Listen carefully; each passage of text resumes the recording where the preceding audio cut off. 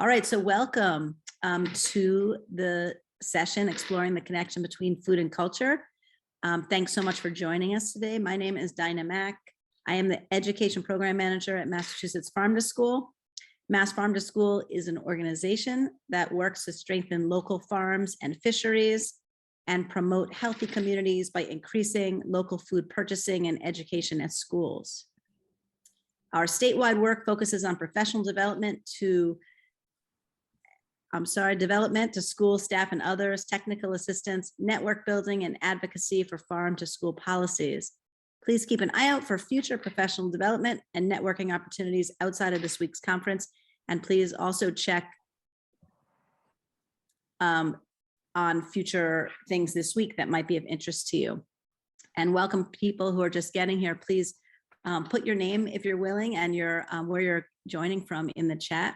So I'm excited to introduce the speakers for this session, exploring the connection between food and culture. First, Brittany Peats, who is the program manager at the Massachusetts Food System Collaborative. Brittany Peats is a program manager at the Massachusetts Food System Collaborative, where she works to network local food policy councils, advocate for food waste reduction legislation, and co-wrote the Creating a Culture of Inclusion at Mass Farmers Markets Toolkit. She is currently working to expand food system education in K-12 schools in Massachusetts. Brittany has a master's degree in food policy and applied nutrition from the Friedman School at Tufts University, and previously worked for Project Bread, the Office of Food Initiatives at the City of Boston, and FoodLink. Next, we have Jessica Lander, who is a classroom educator with Lowell Public Schools. Jessica Lander teaches history and civics to recent immigrant students at an urban Massachusetts public high school. She has taught students in middle school, high school, and university in the US, Thailand, and Cambodia. She is a co-author of Powerful Partnerships, a teacher's guide to engaging families for student success, and is currently working on Making Americans, a comprehensive look at immigrant education. And lastly, we have Maria Berrios, who's a classroom educator at Auburn High School. Maria has taught science at Auburn High School for 14 years. She is the vice president of the board of Mass Ag in the Classroom. For the last 3 years, Maria has shared her experiences with colleagues during professional development and at MassQ and MAST conferences. She has developed a bioengineering course and a zoology and biotechnology course. So we are going to hear from these speakers, and we'll leave some time at the end for a Q&A. If while they're sharing, you have any questions, please feel free to use the chat. And then during the Q&A, people will be free to unmute and put their cameras on if they want and ask questions that way. All right, thank you so much. Take it away. Wonderful, thanks so much. It's so exciting to be here, and I'm so glad to see so many people interested in this topic of talking about food and culture. So I'm Brittany Peats, and I work at the Massachusetts Food System Collaborative. And if any of you went to the earlier session today on seafood, I can't promise that I will be as dynamic as a speaker as Sophie was, but I'm going to try my best. So next. Wonderful. So very briefly, obviously we're doing introductions and welcome right now. And as Dinah said, to put any information in the chat about where you're coming from. And I will talk a little bit about our project to expand food system education, and then you get to hear from 2 teachers who are doing a really interesting work teaching about food and culture in their classrooms. Next. That's me. So a little bit about the Massachusetts Food System Collaborative. So we are a small statewide nonprofit, and we work to implement the recommendations of the Massachusetts Local Food Action Plan. And we do that through doing research, network building, as well as advocacy at the state level. And we also try to build the capacity for other organizations to participate in advocacy as well. Next. Wonderful. So we work on a lot of different projects at the collaborative, and one that kept coming up was making sure that students are coming out of school knowing about the food system so that they can be really active participants in advocating and supporting the type of food system that we want to see in Massachusetts. So the goal of this campaign is to make sure that students in grades K through 12 are exposed to lessons around agriculture, nutrition, food justice, and culinary skills, so that they have the background, so that they understand how their food choices impact themselves, their community, and the environment. Next.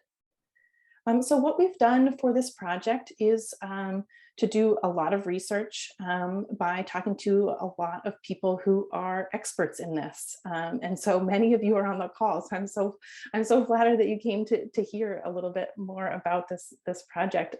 But I'm so thankful for so many teachers and food service directors and students, community members, nonprofit educators, and state agencies who talked to me and really helped to shape this report. So included is a little bit about when we talk about food system education, what do we mean? And what are the benefits to students of learning about this? And then there are a bunch of case studies about food system education. Some of them feature you all. And then we've also got an overview of the other organizations like Mass Farm to School, Mass Ag in the Classroom, and others that are doing great work to either be in the classroom and do the educating, or working directly with teachers to provide lessons and other guidance to help this this food education kind of grow within the state. I also talk to people outside of the state, so other agencies that are doing food system education in really different ways throughout the country, and what we could learn from that, bring back to Massachusetts. And then it wouldn't be a Massachusetts Food System Collaborative report without a lot of recommendations at the end for what the state can do to improve the status of things. So that's kind of what I'll talk about in a little bit. But then the appendix has a lot of resources that hopefully educators will find useful. They came out of a lot of the discussions that I had with people, and I wanted to make sure that they were available all in one place, so that there are some lessons, professional development opportunities, and grant opportunities that are available at the back of this report, as well as on a specific web page online. Next slide. So what I found in talking to a lot of people is that there are a lot of really positive outcomes that come out of teaching about a food system. So it's integrated in almost every subject in schools, and it can be really inclusive. And I'll actually let the two teachers who are speaking after me talk more about that. Students and teachers find that these lessons are really engaging when students are able to be out in the garden, or if they're able to do cooking classes, or really talk about what's important to them around food and what they like and don't like. It really does bring a lot of lessons to life. This is also an opportunity for community leadership. I think we all know that the food system is not as good as it should be. And so this is an opportunity where students can really get involved in their school or their community to make change. But providing these types of lessons is not without considerable challenges, probably most of which is that the school day is short and there are a lot of requirements for what needs to be taught. And often food is not explicitly mentioned in the state frameworks or and it's not often tested on the MCAS. So I think that it can be difficult to justify including some of these lessons. And some teachers don't feel like they came in with the knowledge or the resources that they need to really implement this at a high level.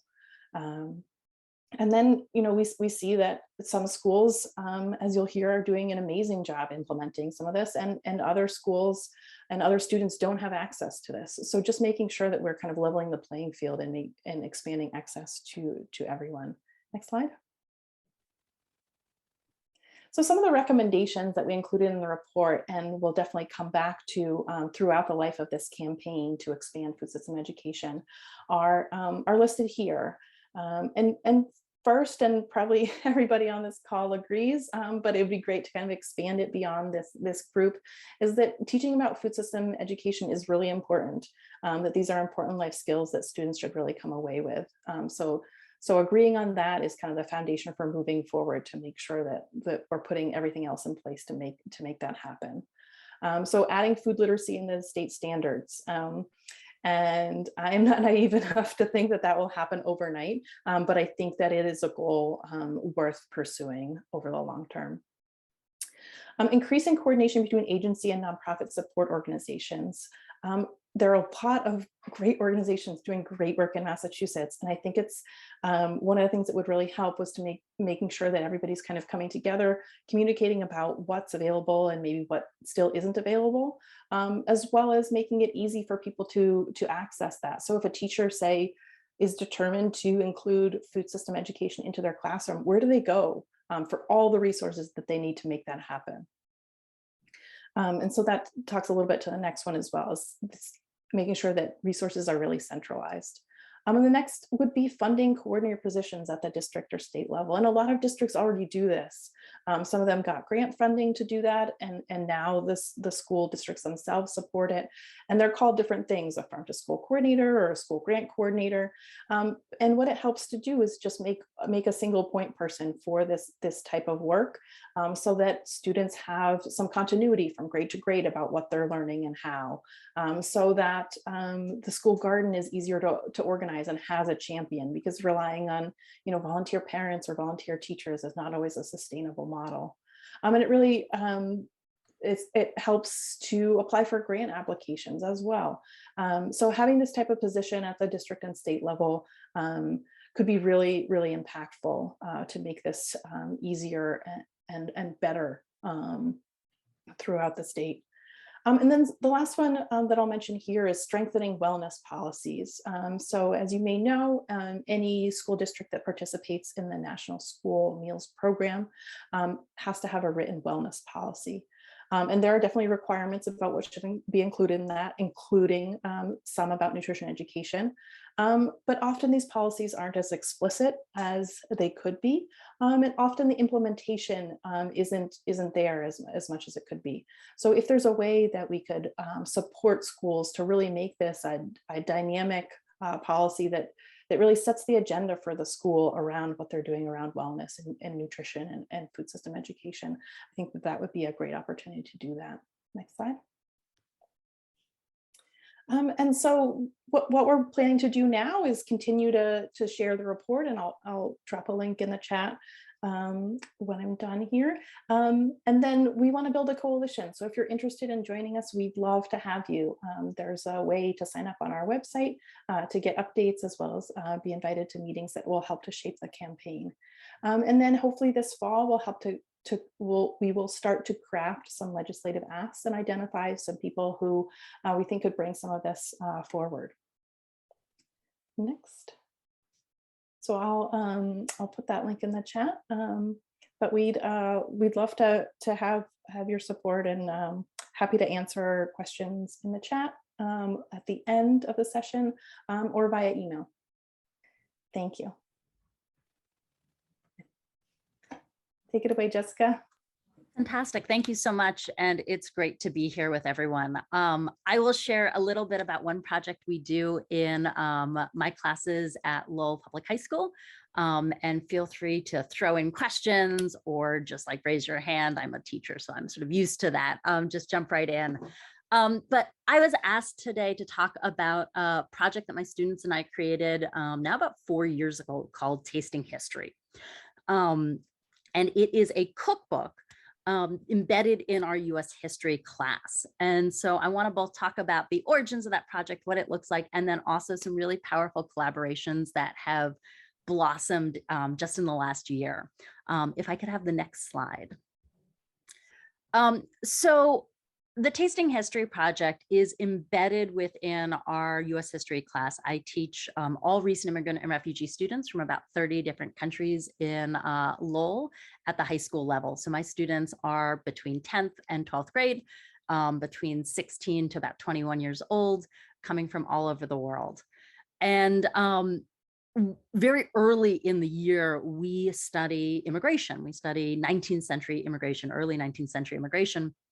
And when I was first conceiving of our final project for this unit, I was looking up lesson plans and ideas online to get some thinking going. And I was really struck by how so many of the lessons started with, have your students imagine that they had to leave their home and come to a new country.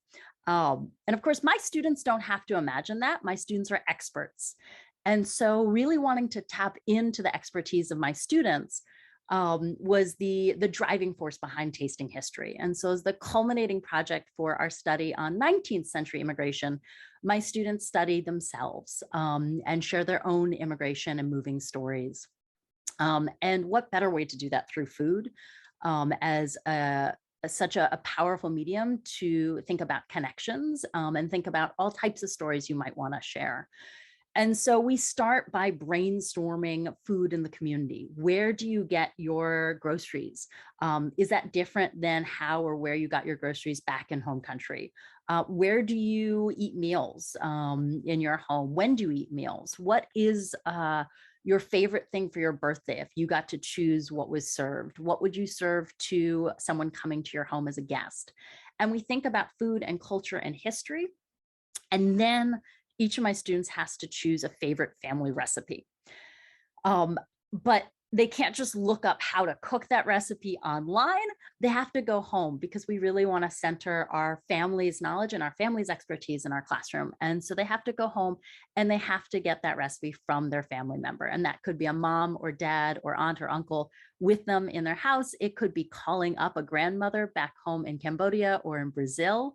And it's an easy one of going, do you want to look up a recipe online? You know your family's version is better. They're like, yes, of course. Okay, so we've got to get that version. And then it is a combination of working on our English skills and also working on our creative writing. So my students have recipes and they have to now translate those into English and also translate that for someone who hasn't cooked their recipe before. So cook until done. Well, what does that mean?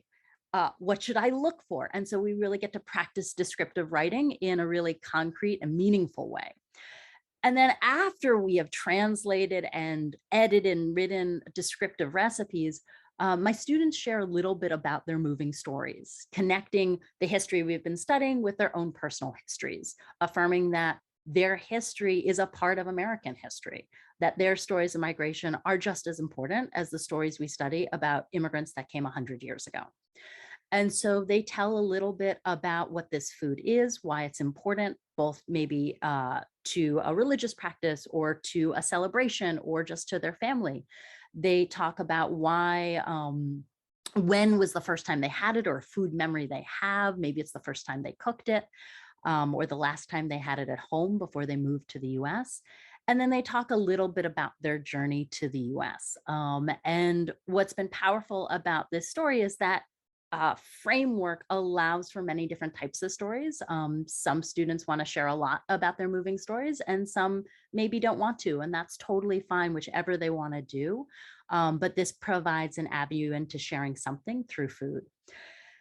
After we've done that and after we've written and edited, the fun part comes. We share our food. So our kids have to go home and cook their food and bring it in. And for many of our students, that is cooking the food for the first time. And so it's standing, I've got in pictures the night before, standing next to grandmothers, learning how to cook this favorite dish, and then bringing it in and sharing it with our class. And as I said, we are really, really lucky to have students from about 30 different countries.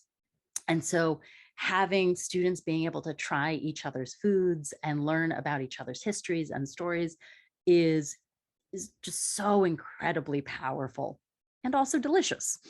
And then, of course, in the end, we publish a book. And so we publish this book and we send it out into the community and my students become published authors, which again, having seen and watched my students become published authors the last 4 years with this project, is a really powerful example of us as adults valuing their stories, their histories, their words. So that is the project in a nutshell. If we could have the next slide, just to show a few pictures of publishing their books and sharing those books with each other. And then the next one shows just pictures of some of the amazing food that's brought in. It is a delicious day in our classroom. But I also wanted to share just very briefly some really just wonderful projects that have come out of this and collaborations that have come out of this project in the last year. And so this fall, we were honored with a Founders Award from Readable Feast, which is a cookbook award program and organization. And from that, we were just incredibly lucky to get an email from the Lowell Public Schools food services. And they reached out and said, we've heard about your cookbook and we want to collaborate. And if I could have the next slide. That collaboration is just one of the most exciting things that is coming out of our classes work this year, I think, is that once a month, the food services at Lowell has adapted a recipe from our cookbook and served it to the students of Lowell Public Schools in our cafeterias. And the first one was Luk Lak from Cambodia, and two of our students, Pisay and Samnang, featured here in this picture, had both had Luk Lak recipes, and so they adapted between the two of them. And it was just incredible to wander around the cafeteria and watch kids try this Luk Lak and try recipes from their peers, recipes that were familiar for many of our Cambodian students. We have the second largest Cambodian population outside of Cambodia. And for others to try a recipe they've never tried before. We've since gone on to continue that collaboration. If I could have the next slide. What I find particularly powerful is Chef Mike comes in to test each recipe beforehand. Again, just showing that affirmation of our students are the experts here. And so 2 or 3 weeks before, he'll come in, present his food, present how he's tried to adapt the recipe for, say, not being able to use salt or not being able to use certain ingredients in a school cafeteria. And then ask for recommendations. Tell me what is wrong. Tell me what should be different. And that is so powerful, again, for our students to be really seen and valued as experts in our community. If I could have the next slide.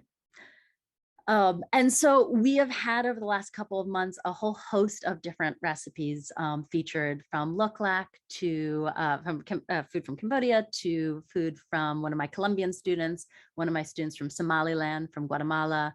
We are going to have food from Brazil next week, and then food from Bangladesh.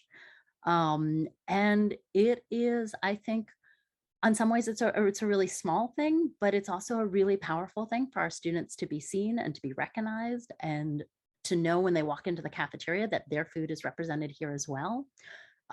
For students who don't know their foods, to be able to share that food. The amount of kids who are really excited to try that has been just such a powerful, powerful collaboration for both the students whose food has been featured and whose families' recipes have been featured, and also, of course, their peers. And so if you could go to the next slide, just to sort of show sort of posters of what's happening in our school districts. And then the next one just features all of the 5 recipes that have been featured so far in our cafeteria. It's been just such an incredible collaboration with the Lowell Public Schools food services. And this is both being served at our school, but also at schools across the district. In addition, we are working now with members of the district to take the cookbook, and I actually have a copy of the cookbook here. Here's the cookbook. Take the cookbook and create lessons for 3rd grade and 5th grade to be using this as a jumping off point to explore food, to explore different ingredients that are used, to explore stories of migration and moving stories. And a way to connect the stories of our high school students with our younger generation, and so that our older students can be really seen as the teachers that they are in our community and in our schools. So I will shush for now, but I hope you'll ask questions. I am happy to share more about this project. My students are incredible. The collaborations that have arisen this year have been really, really powerful. And it's just one example of a way to sort of incorporate food and culture and history and honoring the stories of our students into a history class. If you are curious and want to possibly buy the book, try out the recipes. The next slide has our 2 books. Here I have QR codes, also throw the links into the chat. But the recipes are absolutely delicious and the stories are deeply powerful. So thank you for letting me talk about our work and our collaborations with the district, and happy to answer questions at the end. Wonderful. Thanks so much, Jessica. So inspiring. And you've got to read the chat because there are a lot of really nice things that people are saying about your work. So Maria, you want to talk to us about what you've been working on? Yes, thank you. Kind of tough to follow that, but congratulations. This story is fabulous. I really like it and it gave me a few ideas. Thank you so much. So if you can start the slides. Next one. I'm Maria Berrios. I'm from Auburn High School, and I take a little bit of this garden that I'm starting to incorporate in most of my classes, especially my biology, zoology, and bioengineering class. If you can, next slide. I'm going to give you an introduction of our garden, very short, and then what do I do in some of those classes to connect garden or anything that connects to my curriculum to the garden. Then I have done a few project-based learning lessons with my students and inquiries, and I will give you some inquiry tips and ideas. I know when we're doing these types of projects, a big question is, how do you pay for this stuff and how do you incorporate it? So I have a couple of things in there. And this last year and this year, I have had a focus on SEL. So I have a couple of slides with SEL connections. So if you can move to the next slide, please. The garden, we have 6 to 8 garden beds that are 4 by 12, 6 to 8 because we had to do some changes after COVID. During the COVID time, the garden situation was a little difficult. So we did some changes. I use this a garden for biology classes, but also these are used in the environmental science classes and the science and society classes. I have a garden club, and now it's called Garden and Cooking Club, that has been used in the garden, as well as the environmental science club. So there's a lot of different places in the school, right? Different groups in the school that are benefiting from the garden in one way or another. If you can move this slide, please. So my zoology courses, of course, we have to do worms, but not only talking about worms and their, anatomy and physiology. I start introducing the importance of the soil, right? If you cannot grow food if the soil is not a healthy soil, and part of that is having the worms. So that's where I, introduce that garden. We go outside if we can when the class is in the spring.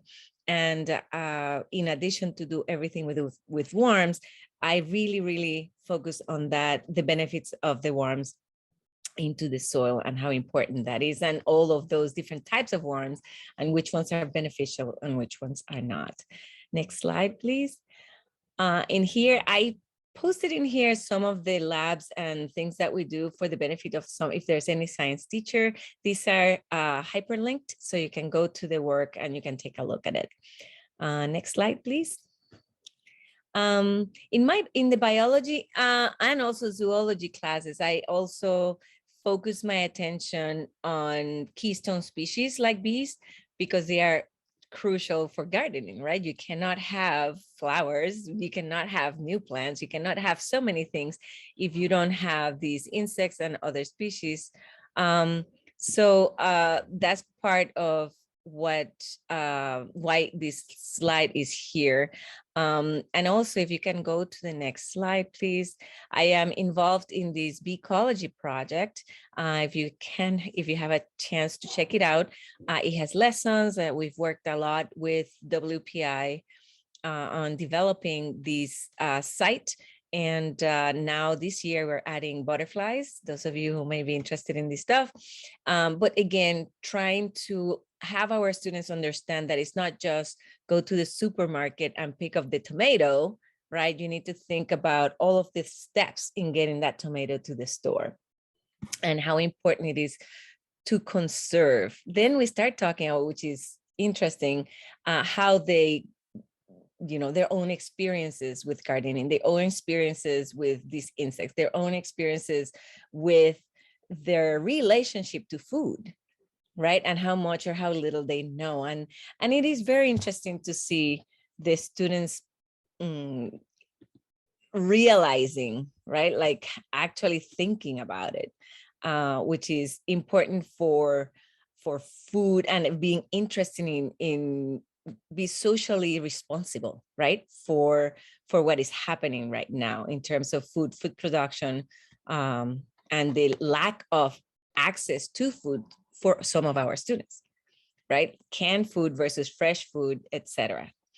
Next slide, please. The couple of things I'm going to follow up with are the bioengineering class.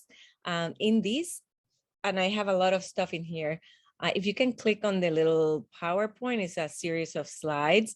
So in this class, my students actually had to talk to students that have mobility problems, and they had to design a garden bed for 3 clients. So they went to the classroom. It was a collaboration between that classroom and ours, and they had to interview the students, figure out which student they could serve.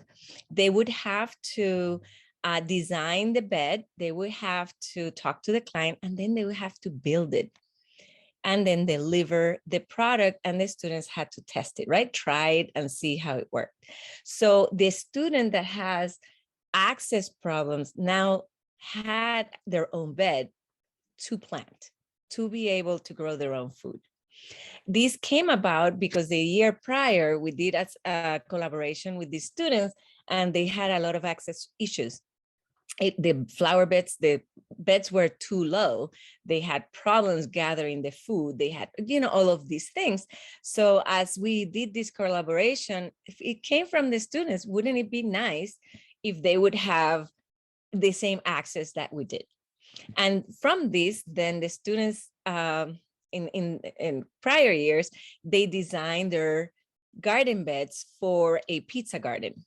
So what we planted were things that they could harvest to make pizza at the end of the year, or at the beginning of the next year. We started in the spring, and we came back in September, and I taught them how to make salsa from scratch from the tomatoes from the garden. We taught them how to make pizza dough.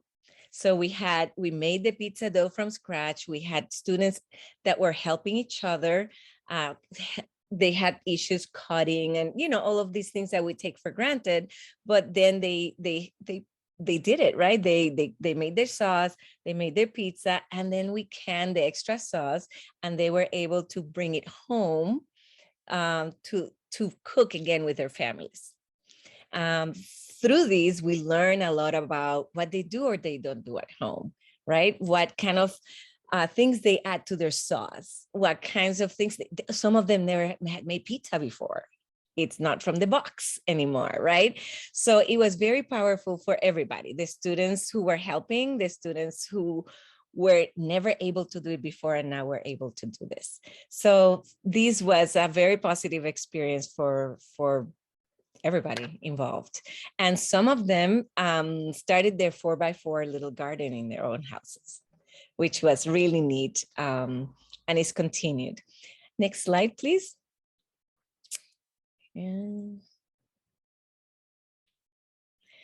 then this came about, this happened, and all these students wanted to continue this work, and that's where the Cooking and Garden Club started. And it's through the club, because I'm not bound by the curriculum so much, because we have the bio MCAS, and you have to cover all these things, and it's hard to do everything the students want to do for time constraints.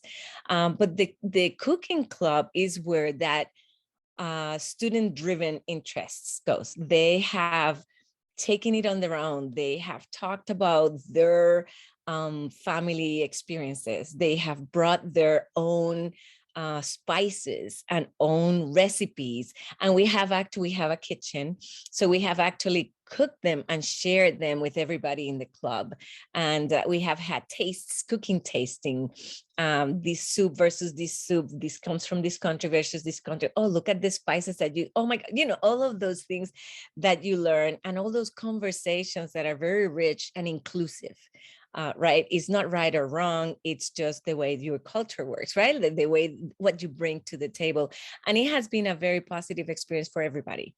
For our SEL connection, it has been important to hear voices. There's some parent called me and said, hey, does my such and such student, is she participating? And I'm like, gosh, this student is like a leader in the cooking club. Are you kidding me?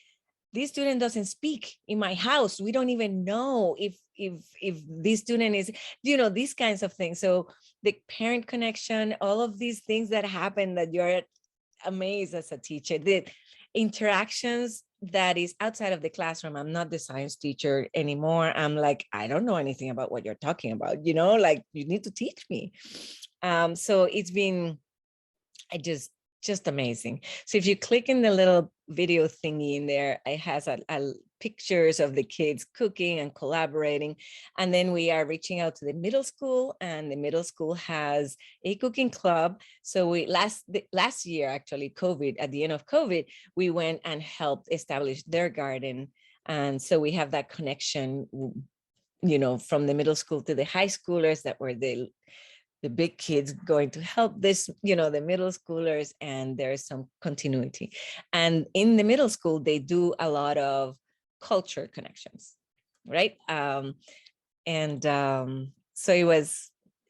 it's been a great connection. It's been nice to use the actual garden, right? Because we have these resources, but it's so difficult to coordinate. It's so difficult to use all these things meaningfully.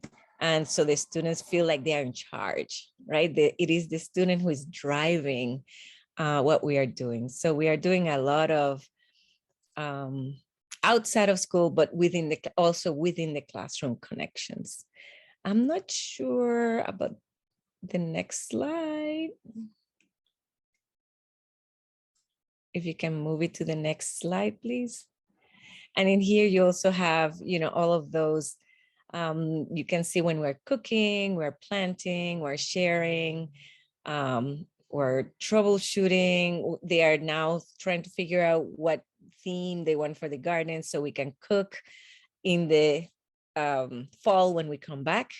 So we have, that going. If you can do the next slide.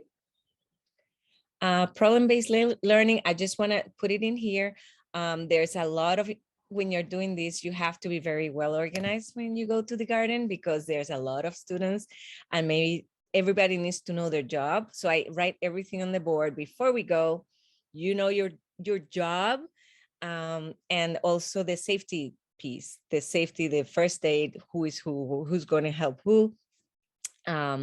Before I go, I do this asset map, team asset chart, which is a shared document that everybody writes what I'm good at. So when they form their teams, I encourage them to, yes, form the team with your friends, but make sure you have people with different abilities so they are all able to collaborate and solve problems and help each other. And that works really well because they start knowing each other in a different way. Right? Oh, I didn't know you could do that, and so on. But my the project, the garden raised bed, is in here if you're interested, and the requirements and restrictions for those projects, and how that was done. Next slide. I just don't want to go above my time. Writing everything on the board, everything very explicit. I am 98% online, right? I do most of everything digitally, so they have access to everything. Everything is shareable, and there is accountability, accessibility, and visibility for everybody involved, because it can be very difficult to manage so many things going on at the same time. Next slide, please. If it is not the club, I always have some type of assessment. Again, I like the digital way of doing these things. This is here if you if you want some ideas for how I do this and how these are all hyperlinks. So if we share this, you can just click on it and you can go into them. The feedback grid is one of my favorite ones that is also everybody can see. And then I have this thing that I have developed of industry roles. So it works anywhere you do, depending on if it's in the garden, what is your role in the garden? Everybody has a job and we're all very happy at the end. And lastly, the self and peer evaluation is invaluable. I really, really enjoyed reading and then improving from there for myself as well as for each of the groups and the students. Next. Funding. As maybe all of you know, but grants are very important. Mass Ag in the classroom is what got me started in the garden in our school.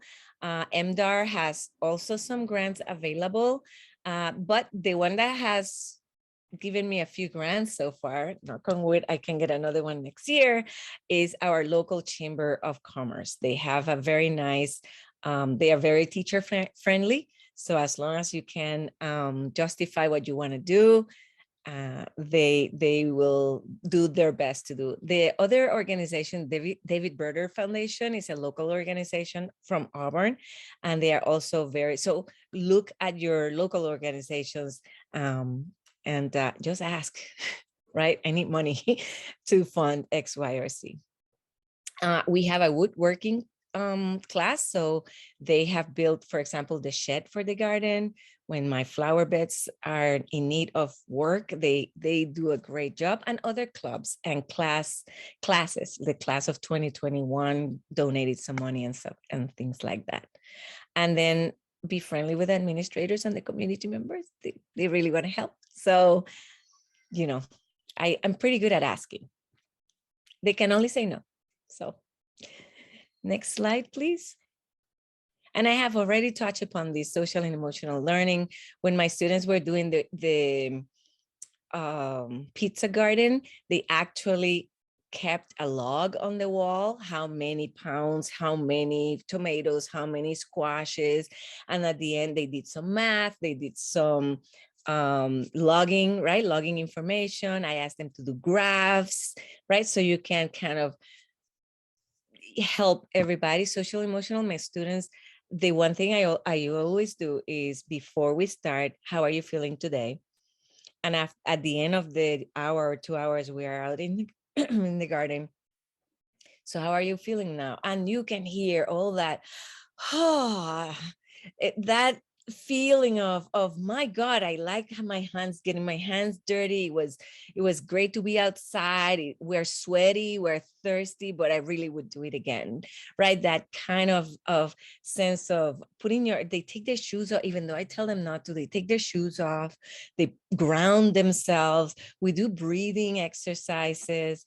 We do circles and talk about whatever they are feeling that day. So it is in our club, I mean, in our classes, it's not just let's go to the garden and do grunt work. I try to incorporate these moments of empowerment is what I call them, right? You are in charge. You are sad. Now let's see what you can do here that can change that for you. And the connections that they make with one another. As students, but the other part is kind of selfish, but it is so awesome to be there, not as the teacher, right? It is so awesome to be there and hearing them talk to you as a person and feeling different. And in the classroom, they're very different. There's this juxtaposition from classroom and outside of the classroom. So that's the part I have been focused on because we've all been very crazy, But I've been focused in the positivity of gardening, of food, of connection, right? Of bring what is important to you and share it with us. And that's what we have been doing this year. So I don't know if there's another slide, but question. Yeah. Thank you for your time, everyone. Wow. Well, this has I'm I'm almost speechless because I'm so inspired by the three of you and what you've shared. And all three of you have just shared such interesting, rich things that have made my mind spin, and I've been writing notes and questions, and so such revolutionary ideas for education. So I invite everyone to unmute yourself. If you want to ask a question, you can put question in the chat and I can read them. Feel free to put your cameras on if you want, or keep them off. We are going to be sharing all the recordings of our conference and also slide decks. And Brittany just generously put this slide deck, which has so many resources embedded within it, in the chat. So feel free to pull that out of the chat. Time for some questions or comments, and Maria and Jessica and Brittany, hope you've been reading the chat because there's some very kind feedback for all of the work you've been doing.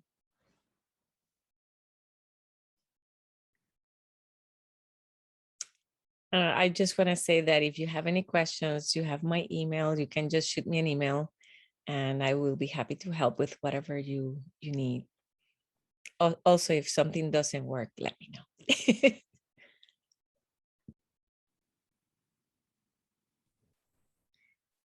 Maria, could you speak a little more about the citizen science project with the bees?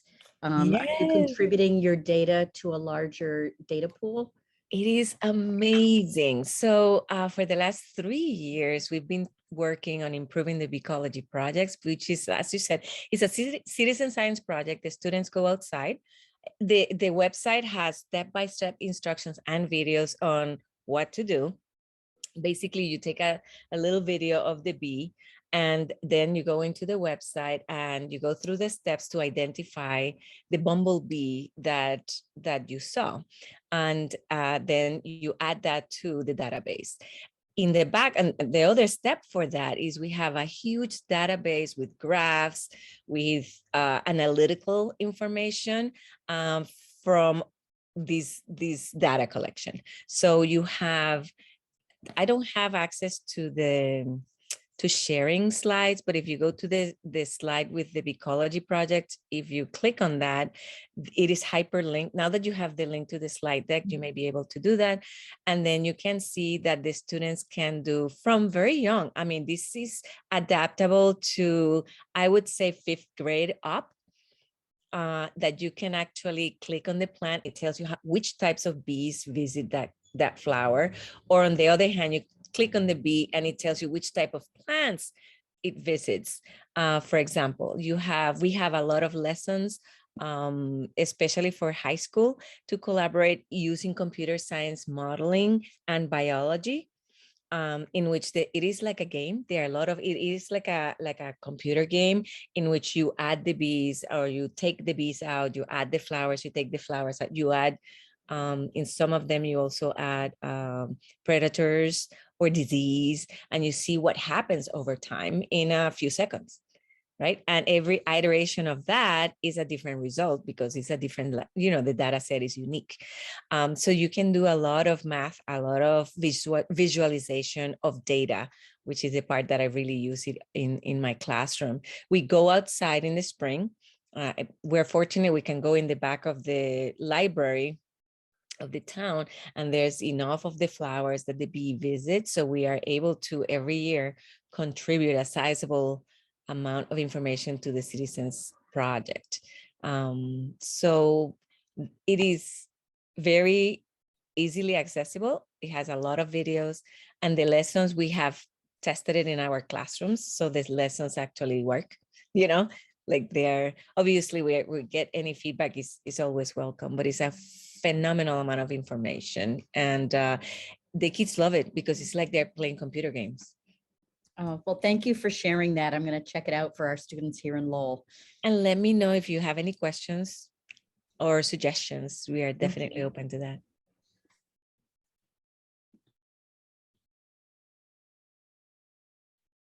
We have a question in the chat for Jessica. Did you have any food, health, safety types of concerns to address before you did some of the in-class tasting and sharing? No. I mean, so I asked my kids in terms of, do you have allergies? And honestly, like in the many years I've taught my students in Lowell, almost no one has ever actually had an allergy. If there are allergies, we would make labels. We make labels in terms of certain meats, so identifying pork and beef. And so just like making those labels, and of course we're not like force feeding children, and so they can sort of choose to eat what they want to eat and ask their classmates like, what's in this dish, which we also really encourage to make sure that they're having conversations about that food. So it hasn't really been an issue, which is great.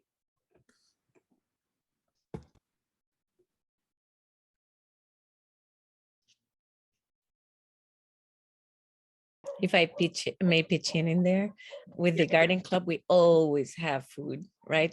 We cook almost every week, and there's always somebody so we always have to have an alternate solution, which has been awesome because we learn, right? What alternative to the foods are. So.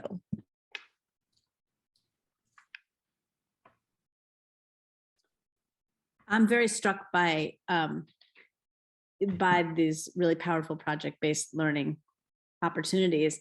And it just points to, Brittany, the importance of your work to make this accessible to all students, because the students that Maria and Jessica have are just so fortunate. So you have these schools and that big question of how do you have everyone get access to these just rich opportunities that these students are so lucky to have. That's not a question. It's amusing, a statement. Yes, But I agree. you want to speak to that, Brittany, please. I just think it's great to hear these two examples, and I've been so lucky in the course of this project to hear so many more. And I know that there are some people on this call who also have great stories of work that they're doing. So I don't know if anybody else wants to jump in to share really briefly some of their experiences. I don't want to put anyone on the spot, but I know that Anna and Ellen, and I'm sure that Denise and Lisa also have other examples as well. I think that points to that notion that you presented on having a centralized sharing, right? Because there's so many rich activities and ideas, right, across the state. Exactly. Yeah, and that's definitely one of the goals of this campaign, is to find a place where that kind of information can live. And we tried to do kind of a baseline by putting this report together. Yeah, I would love to see how that could continue and see increased collaboration and communication around this. Oh, and Anna wants to have a monthly sharing group, and I've heard of other states that do that. I know that DC has a monthly food education group, as well as I think in New York City they do that as well. So great idea, Anna. We'll see if we can put that together. That would be really an interesting opportunity. Hey guys, this is Ellen. I just wanted to say that, this is these are two fabulous projects that are just, everything coming together the way it's supposed to. But one thing I wanted to point out, because I know one of the other panels is about, sort of teaching sort of everyone else the kind of cliff notes about school food.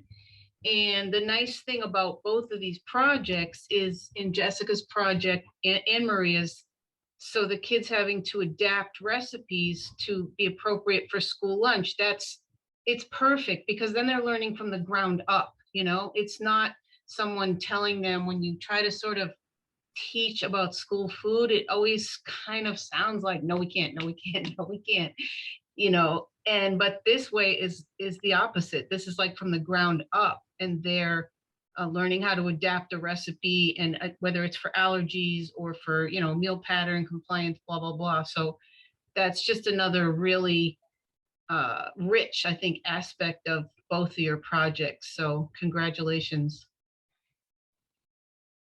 Thank you. I'll just add to sort of build on that and the previous comments on collaboration. I think what's been powerful for me and my students this year, one of the things that has been is the collaboration in the district and just being able to work with people at Central working on curriculum, people in food services, that these are just, there's such rich opportunities for collaboration outside the classroom that we don't always see. And so I think there are opportunities for all sorts of folks in districts and communities to be a part of what's happening in schools, and that can enrich what's happening in the classroom. And that's just been really, really powerful for us this year.